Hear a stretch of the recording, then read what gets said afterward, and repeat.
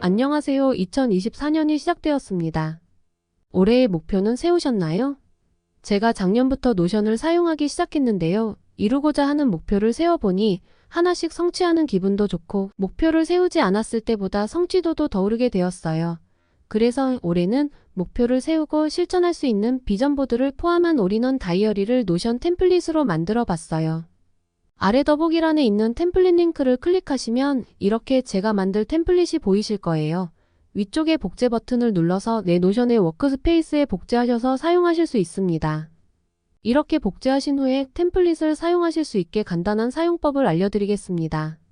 상단에 보이는 커버를 클릭하시면 원하시는 사진으로 변경하실 수 있어요.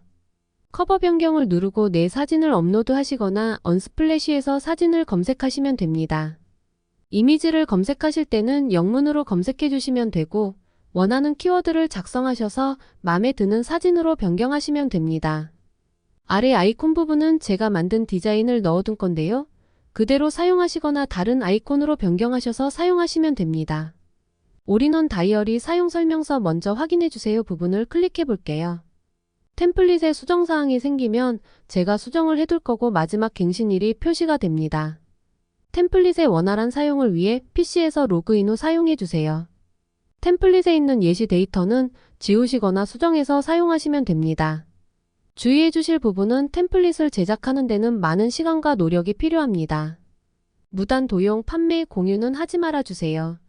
템플릿에 들어가는 날씨와 시계, 달력 위젯은 각각의 사이트에 접속하셔서 본인의 아이디로 로그인 하신 후에 색상 변경하실 수 있고 인베드 하셔서 사용하시면 됩니다. 노션 대시보드 만들기 영상을 참고하시면 기본 사용법을 보실 수 있어요. 독서노트와 다이어리, 가계부, 포토갤러리에 대한 부분도 제가 유튜브 영상으로 올려둔 게 있으니까 참고해주세요. 아래 무료 나눔선 이미지를 클릭하시면 작년에 공유해드린 디자인을 포함해서 새롭게 제작한 나눔선 디자인을 보실 수 있어요. 다운로드 하시는 방법은 이미지의 점 3개를 클릭하시면 다운로드 버튼이 보이는데요. 클릭하셔서 다운로드 하실 수 있습니다. 다시 노션 템플릿으로 돌아올게요. 여기 콜아웃 부분에는 목표 인용문 동기부여 등 좋아하는 문구를 넣어주시면 됩니다. 아래 부분의 This year's goal 부분을 살펴볼게요.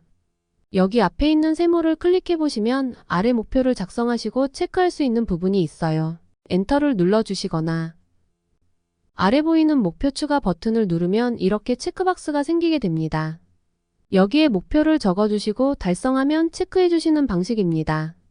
삭제를 하고 싶을 때는 앞에 점 6개를 클릭하시고 삭제해 주실 수 있습니다. 두 번째 띵스 투두를 클릭해서 해야 할 일을 작성하실 수 있어요. 이 부분은 목표와는 다르게 해야 하는 일들에 대해 작성하시면 됩니다.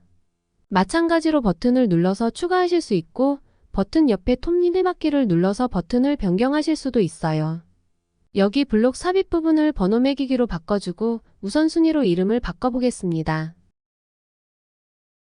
체크박스를 모두 지워주고 제목도 우선순위로 바꿔볼게요. 그리고 우선순위 버튼을 누르면 이렇게 번호가 만들어집니다. 우선순위로 생각하는 부분을 작성해 주시면 되고 순위 변경이 필요할 때 앞부분을 잡고 드래그해서 위치를 바꿔주시면 순위도 자동으로 바뀌게 됩니다. 해야 할 일 혹은 우선순위 등 원하시는 내용으로 사용해 주세요. 옆에 루틴 부분을 열어보겠습니다. 이 부분에는 루틴 트래킹이라는 메뉴도 있고 루틴 추가 버튼도 만들어 두었어요. 루틴 추가 버튼을 눌러서 추가해 주시면 되고 루틴 트래킹을 눌러보시면 이렇게 페이지가 하나 보일 거예요.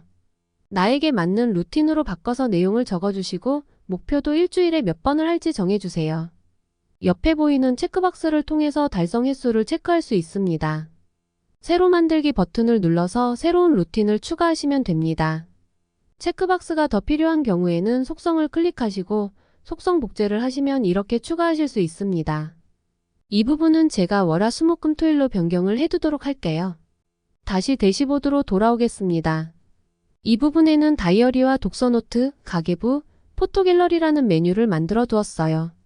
다이어리를 클릭해 보겠습니다. 이렇게 다이어리를 쓸 수 있는 페이지가 있습니다. 일기 추가 버튼도 넣어두었고 원하는 날짜에 일기를 작성해 주시면 됩니다. 매일 기록과 캘린더 보기가 있어서 내가 언제 일기를 썼는지 확인하실 수 있어요. 예시를 클릭해보면 아이콘과 커버는 원하시는 거로 설정해서 사용해 주시면 되고 제목을 적어줄 수 있습니다. 날짜를 선택해 주시고 날씨를 클릭해 보면 이렇게 옵션들이 있는데요.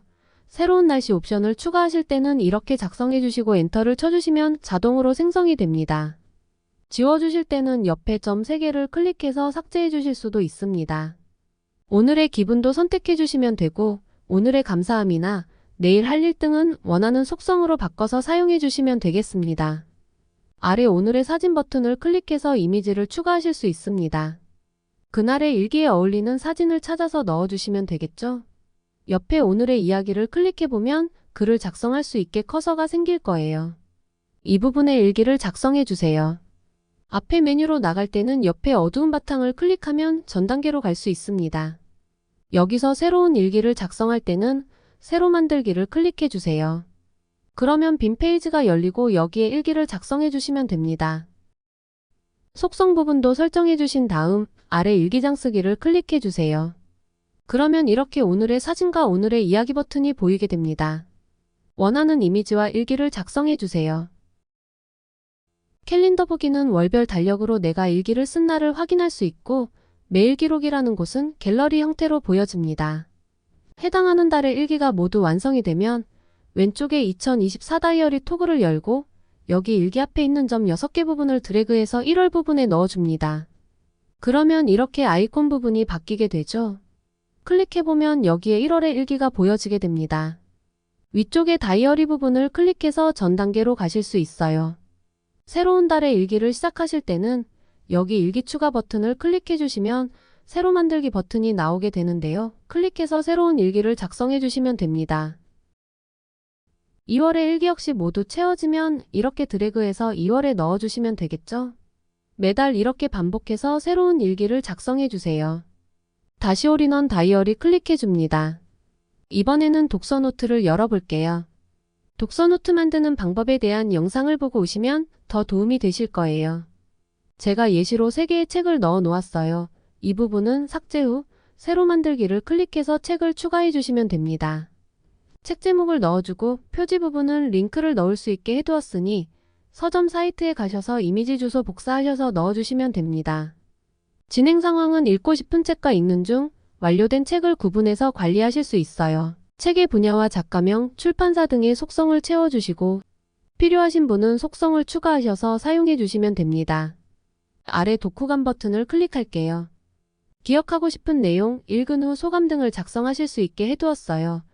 이 부분은 필터를 설정해 둔 건데요. 진행 상황을 골라서 보실 수 있어요. 여기 표 보기를 클릭하시면 이렇게 표로 보여집니다. 편한 방법으로 보기 형태를 선택해 주시면 됩니다. 자, 이제 가계부를 열어보겠습니다. 가계부 템플릿은 이렇게 월간, 주간, 통계를 확인하실 수 있게 해두었어요. 예시로 몇 가지 작성해 두었는데요. 새로 작성하실 때는 플러스 버튼을 눌러서 항목 추가를 해주시면 됩니다. 제목과 날짜를 선택해 주시고 금액 부분은 지출은 마이너스를 붙여서 숫자를 써주시면 되고 수입은 마이너스 없이 숫자를 기재해 주시면 됩니다. 구분 비용 카테고리, 거래 기록 등 속성 부분은 본인에게 맞게 수정 후 사용해 주세요. 주간은 한 주간의 기록을 보실 수 있고 항목은 언제든 이렇게 이동하실 수 있어요. 삭제를 하실 때는 클릭하셔서 점 3개 누르시고 삭제해 주시면 됩니다. 통계를 클릭하면 비용 카테고리로 구분이 되어 있어요. 여기서 필터를 클릭해 보시면 지출과 수입을 나눠 보실 수 있고 날짜는 이번 달이나 주 단위로 선택해서 보실 수도 있어요. 특정 날짜 안의 내용을 보시고 싶을 때는 범위 내를 선택하셔서 날짜 시작일과 종료일을 선택해 주시면 됩니다. 이번에는 포토 갤러리 부분인데요. 이거 역시 예쁜 사진을 수집하는 방법에 대한 영상을 올려드렸어요. 노션에서 사용하고 싶은 사진이나 기억하고 싶은 내 사진을 이렇게 넣어두고 관리하실 수 있습니다.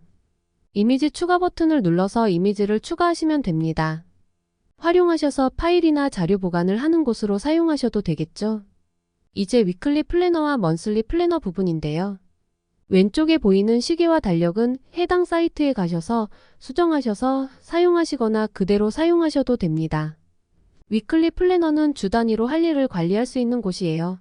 위쪽에 보이는 주차를 수정하셔서 사용하시면 되고 각각의 요일 아래 있는 할 일 추가 버튼을 누르셔서 할 일을 추가하시면 됩니다.